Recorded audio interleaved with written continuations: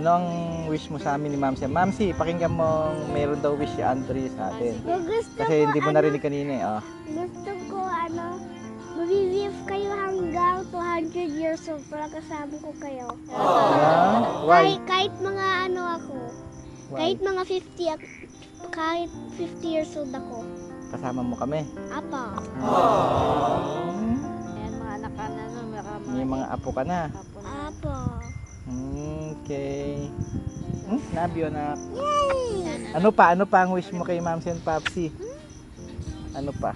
Eh kay God, ano ang wish mo kay God para kay Ma'am Si May and Papsi? may power ikaw. Bakit? Bibigyan ka yung Holy Spirit ni God. Why? Kagaya Para? pinakita na binasa ko in the Junior Bible.